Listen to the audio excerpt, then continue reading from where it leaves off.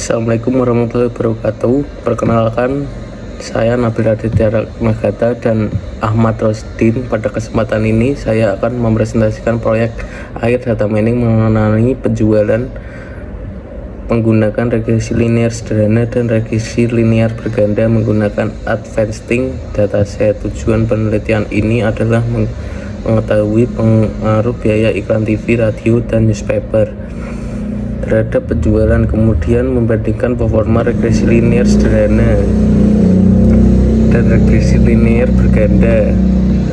Pada bagian pertama saya mengimpor beberapa library yang dibutuhkan. Library Pandas digunakan untuk membaca dan mengolah dataset. NumPy digunakan untuk menghitung numerik.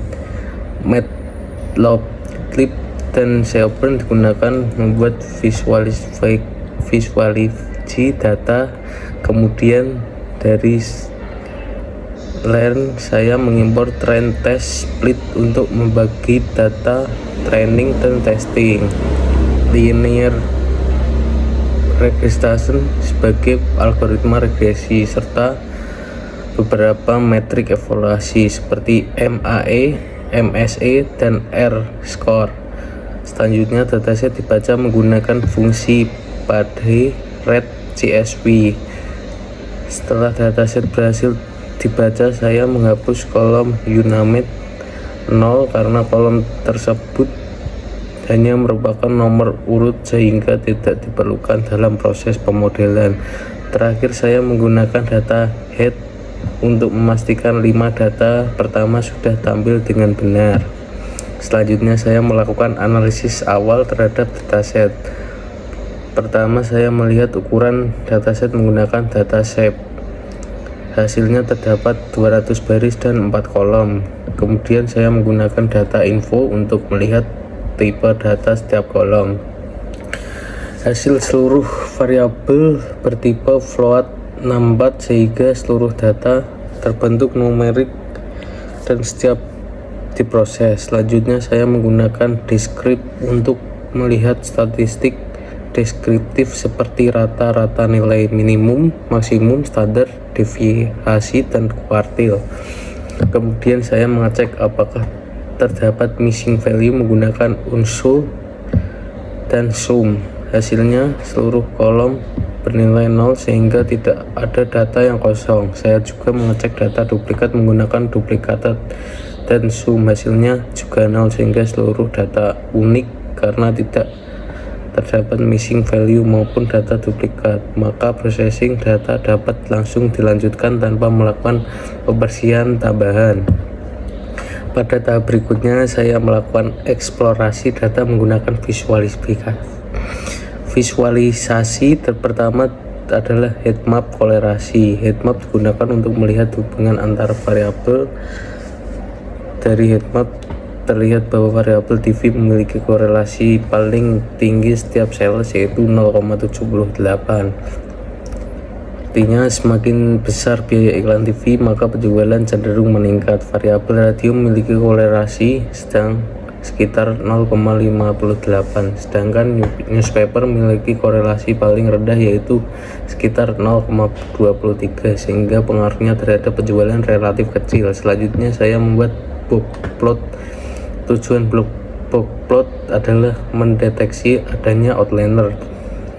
Dari hasil boxplot terlihat bahwa terdapat beberapa outlier pada variabel newspaper, namun jumlahnya tidak terlalu banyak sehingga saya memutuskan tidak menghapus data tersebut agar informasi pada dataset tetap terjaga. Kemudian saya membuat scatter plot TV terhadap sales. Grafik menunjukkan hubungan positif. Semakin besar biaya iklan TV, maka nilai sales juga cenderung meningkat karena pola titik membentuk arah naik. Maka metode regresi linear cocok digunakan.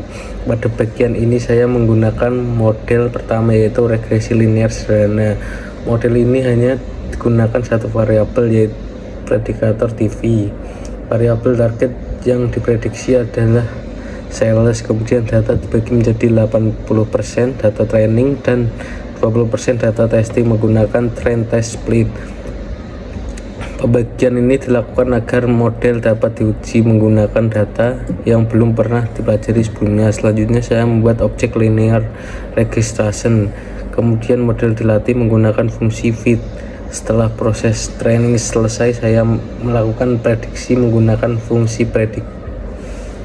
Dari hasil pelatihan diperoleh persamaan regresi sales 7,120 dan 0,047 kali TV. Artinya apabila biaya iklan TV meningkat 1 satuan, maka penjualan diperkirakan meningkat sebesar 0,047 satuan. Selanjutnya dilakukan evaluasi model, hasilnya MAE sama dengan 2,444, MSE sama dengan 10,205, RMSE 3,194, R sama dengan 0,67. Artinya model mampu menjelaskan sekitar 67,7% variasi penjualan. Kemudian saya membuat grafik garis regresi. Terlihat bahwa garis regresi mengikuti pola persambaran data sehingga model sudah mampu menangkap hubungan antar TV dan sales. Pada model kedua saya menggunakan 3 variabel sekaligus, yaitu TV, radio, newspaper. Ketika variabel tersebut digunakan untuk prediksi sales, proses training sama seperti sebelumnya, yaitu menggunakan linear regression, fit, dan predik. Persamaan regresinya terjadi sales sama dengan 2,979 plus 0,45 kali TV plus 0,189 kali radio tambah 0,003 newspaper. Interpretasinya adalah setiap variabel memiliki kontribusi terhadap penjualan. Koefisien radio lebih besar dibandingkan newspaper sehingga pengaruh radio terhadap sales lebih besar, sedangkan newspaper memiliki pengaruh yang sangat kecil. Hasil evaluasi model adalah MAE sama dengan 1,461, MSE sama dengan 174, RMSE 1,782, R sama dengan 0,899. Terlihat bahwa seluruh nilai error lebih kecil dibandingkan regresi sederhana, sedangkan nilai R meningkat menjadi 89,9%. Artinya model berganda mampu menjelaskan hampir 90% variasi penjualan sehingga model ini jauh lebih baik. Izin melanjutkan presentasi dari rekan saya. Pada bagian ini saya membandingkan kedua model. Terlihat bahwa MAE model sederhana sebesar 2,444, sedangkan model berganda hanya 1,461. RMSE model sederhana sebesar 3,194, sedangkan model berganda hanya 1,782. Nilai R juga meningkat dari 0,677 menjadi 0,899. Dari ketiga indikator tersebut dapat disimpulkan bahwa regresi linear berganda memiliki performa yang baik. Prediksi data baru. Selanjutnya saya menguji model menggunakan 5 data baru. Saya memasukkan nilai TV, radio, dan newspaper. Kemudian model menghasilkan prediksi sales. Contohnya TV sama dengan 300, radio sama dengan 35, newspaper sama dengan 70. Diprediksi menghasilkan sales sekitar 23,21. Tahap ini menunjukkan bahwa model dapat digunakan untuk memperkirakan penjualan berdasarkan biaya iklan.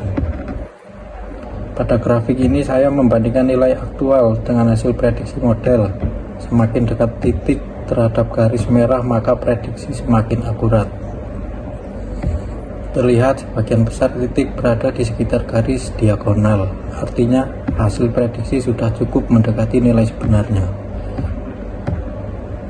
Residual merupakan selisih antara nilai aktual dengan nilai prediksi. Pada prediksi residual terlihat sebagai sebagian besar titik terbesar di sekitar garis nol. Artinya error model relatif kecil dan tidak menunjukkan penyimpangan yang terlalu besar. Walaupun masih ada beberapa titik yang cukup jauh, secara keseluruhan model masih layak digunakan. Berdasarkan pengujian dapat disimpulkan bahwa pertama, TV merupakan variabel yang paling berpengaruh terhadap penjualan. Kedua, penambahan variabel radio dan newspaper mampu meningkatkan akurasi model. Ketiga, regresi linear berganda merupakan model terbaik karena memiliki MAE dan RMSE lebih kecil serta nilai R sebesar 0,899. Sehingga model tersebut mampu menjelaskan sekitar 89,9% variasi penjualan dan layak digunakan untuk melakukan prediksi penjualan. Terima kasih atas perhatiannya Bapak Ibu dosen dan teman-teman. Wassalamualaikum warahmatullahi wabarakatuh.